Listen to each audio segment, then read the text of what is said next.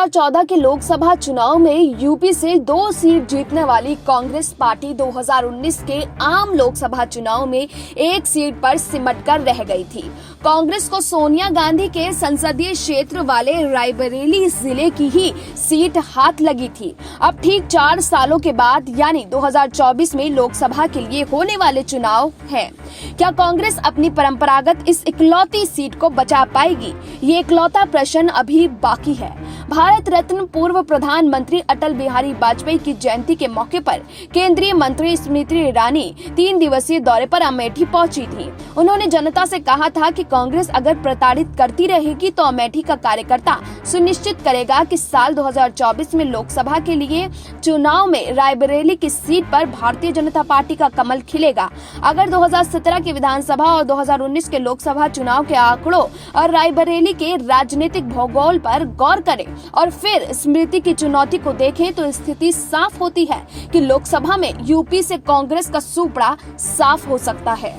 स्मृति ईरानी ने आक्रामक तेवर अपनाते हुए कहा था कि जब से मैंने अमेठी की टिकट से लड़ने का दुस्साहस किया तब से लेकर आज तक ऐसा कोई मौका नहीं गया जब उनको अपमानित नहीं किया गया। ऐसा कोई क्षण नहीं गया जब कांग्रेस ने प्रताड़ित करने का कोई प्रयास ना किया हो।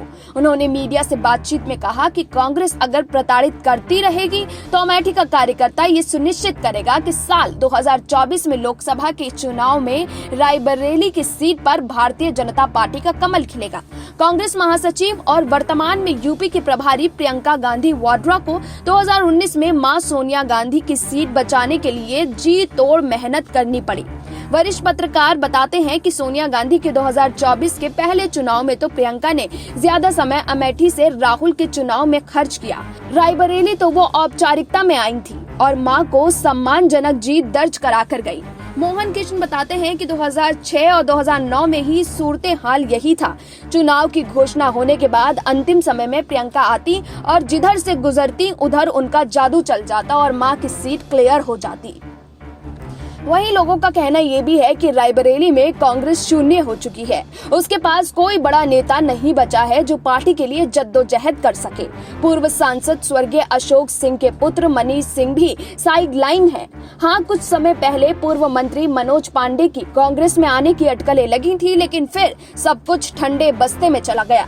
लेकिन अब देखना होगा कि कांग्रेस क्या अपनी पुश्तैनी सीट को दोबारा हासिल कर पाएगी या फिर बीजेपी एक बार फिर यहाँ अपना कमल खिला देगी। Bureau report SPN9 news.